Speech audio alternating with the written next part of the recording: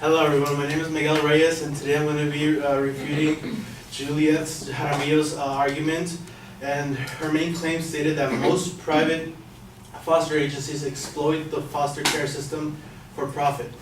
However, upon reading the sources she used, many sources, in fact, one source that she used, which was an LA Times source, stated that she used it as an example to define the problem with private healthcare. However, if you keep on reading, it states that in healthcare, both private and public, the abuse is fairly low, which is going against her claim, because in her secondary claim she states that do you think I can start again? Just roll back 20, 30 seconds and go. Yeah, you're okay.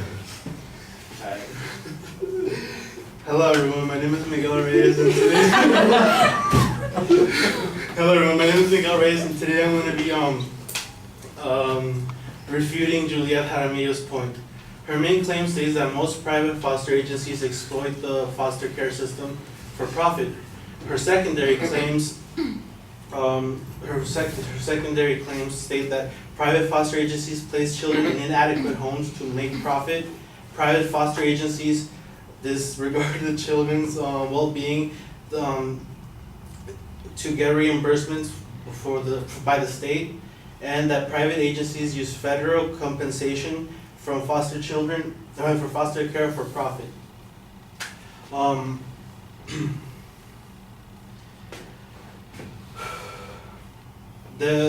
She states that for first secondary claim, she states that private foster agencies place children in inadequate homes to make profit. However, there are many tests that have to be passed by the people who are going to be receiving a child from the private agency. These are tests that the private agency and the state have to give. So the state has to receive information about this, so that they won't just give them to anybody. That's basically what I'm saying. She states that 5 out of 6 children are placed in foster homes. That are placed in foster homes are not given to their next of kin, which is like grandparents or uncles. However, in this, when reading this point, it states that the foster kids that were taken away from abusive homes, and the reason why they're not placed with their grandparents or uncles and such is because the parents who were abusive are going to still have be able to interact with their children, which is something the state doesn't want. That's why 5 out of 6 children are taken away. In addition, she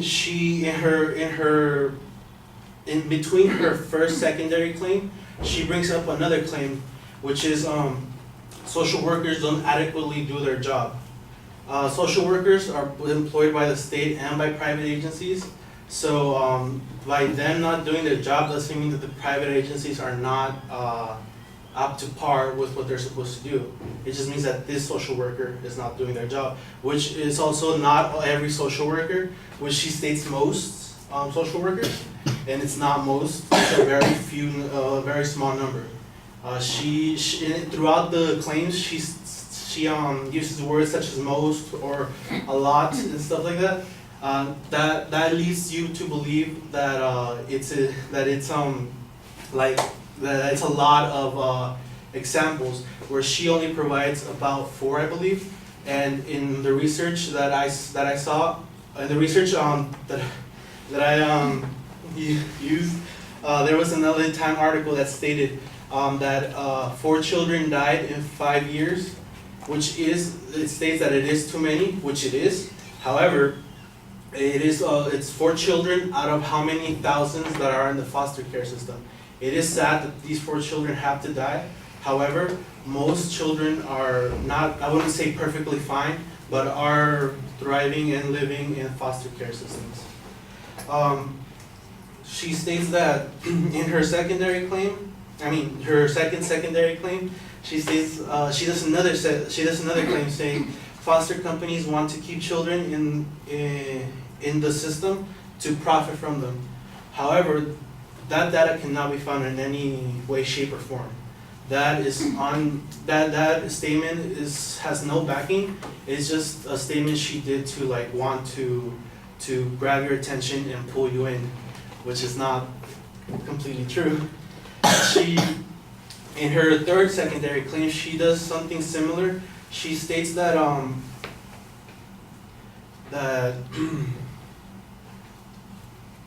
that many companies have been caught doing schemes that they take the money, the social security money that are given to the kids, they take them and they use it as profit. However, there is no statistical information that says many companies do this. There is information that says that it has been done, but it's not a recurring problem. It is being stopped by law enforcement, and it is not a common problem. It does occur, but it's not common. There are also many efforts to stop this problem, to stop child abuse in homes and such as problems such as these. For example, a bill passed in August 2017, Bill 507 in California, states that they're gonna want people that are gonna be housing children to foster parents to go under training for gay, lesbian, bisexual children, and for problems such as abuse, both mentally, physical, and sexual. So the government is trying to solve this problem, but it is taking slow steps. The main claim, once again, states that most private foster agencies exploit a foster care system for profit. However, it is not. The evidence that I found does show that there are cases where children are abused. However, saying most are bad is just a big generalization that should not have taken place. Thank you.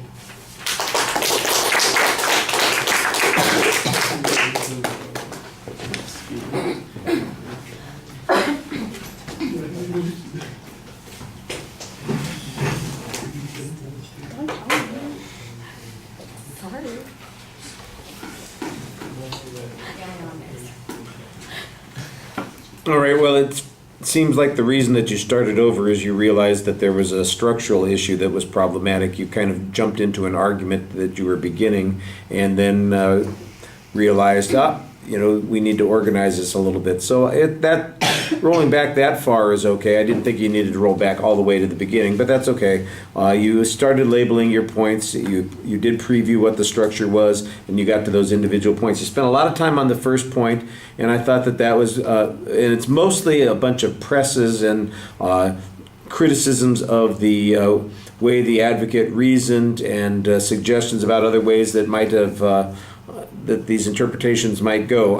For example, the idea that 5 out of 6 are not given to next of kin, you have a good answer on this, and that is that they would end up having contact with the abusive homes that they were being taken from. I think that that's a good argument. I just wish there was some evidence to back it up, that is in fact what's going on there. It's probably a good claim to make, and you can give us a reason why it's true, although the backing for it is a little bit weak. Like you said, the backing that the advocate's presenting is a little bit weak. So you got kind of the same thing going on there.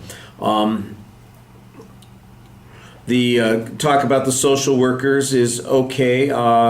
You do, again, we're parsing those terms, most and a lot. I think the way you respond to this by saying, look, they had 4 examples of kids who ended up dying, which is definitely a tragedy, but out of the thousands of kids over the 5 years that have been in the foster care system, that's what they've got as an illustration of the problems in the system, and that doesn't seem to be very sufficient. I think that's, again, a reasonable inference. It would be nice if you could have some data that talked about the success of kids who coming out of the foster care system, the number who have managed to succeed in life, for instance, any of those sorts of things. That would be helpful information for you to have. The second point basically comes down to, again, the same kind of challenge that you're making to the advocate's evidence, that they don't have any grounds or backing for their particular point.